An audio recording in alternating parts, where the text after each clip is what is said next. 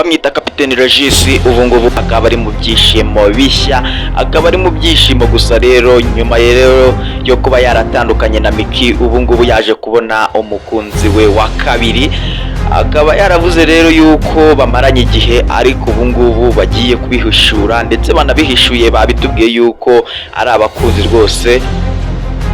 Bakaba rwose afite yatweretse ibyishimo byinshi cyane yari afite mu mutima we, rwose yari amaze igihe nta mukunzi afite kuko yatandukanye na Miki, ariko ubu ngubu batweruriye rwose twabonye inshuti ye cyangwa umukunzi we. Reka turebe aka video ubundi tugaruke dukomeza gato. Ciao ciao, bye. Ciao ciao, bye. Ciao ciao, bye. Hello guys, tubahaye ikaze kuri YouTube channel yacu.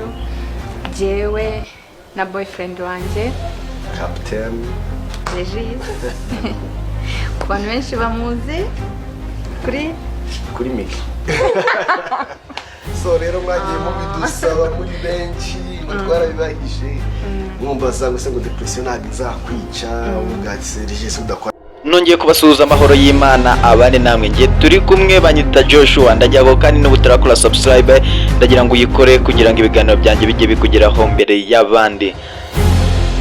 Nk'uko mubibonye muri la video rero ni bamwita Queen ndetse na Regis, urababonye rwose bari mu byishimo byinshi cyane, urabona rwose abantu nabo babyishimiye cyane. Bagiye batuganiriza rero, batubwiye yuko abantu benshi cyane bagendaga bababwira yuko bahishura urukundo rwabo bakarushyira hanze. Aya mashusho muri kugenda mubona rero ni amashusho yafashwe kera, aho Regis yamaze gutandukana neza na Miki agahita abona uyu mukunzi, ariko gusa abantu benshi bavugaga yuko atari byo, ahubwo bavugaga yuko kwaba ari ukwihemura kuri Miki kugira ngo nawe amutere umujinya, ariko gusa Kapiteni Regis yavuze yuko byari ukuri, ntago kwari ukwihemura, ahubwo yaramukundaga rwose kuva na kera. Ariko bakaba aho ngaho twabonaga video bakaba bafunguye YouTube channel yabo bita Queen ndetse na Regis. Queen muramuzi cyane mu mafilime cyane, waze gukundwa, twagiye tumubona muri filime nk'urukundo rwanjye, twagiye tumubona kenshi cyane, amaze rero kumenyekana na Regis yagiye amukinisha nitumenye ibyo ari byo, akamukinisha bakundana, akamukinisha mu bintu byinshi cyane, ariko gusa twe ntago twarabukwaga, ntago twamenyaga ibyo bari gupanga, ariko gusa aka kanya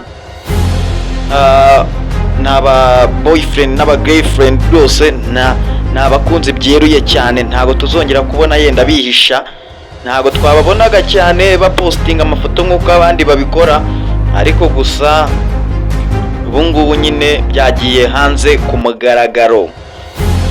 Kandi muri ino minsi twabonaga amafilime bari kugenda bakina ba Regis na Jangiso bazana abakobwa ngo bakamena ibipirizo kagiye gushaka umukobwa usimbura Miki. Biriya bintu rero byasaga nkaho biri guhishura nyine umuntu wa nyawe yagiye kwerekana, ariko gusa nyine bakabicisha muri filime, mwagendaga muzibona izo filime nyine ngama Big Barrows, bagafata nyine ibipirizo bakabimena bagashakisha abakunzi ku batabifite.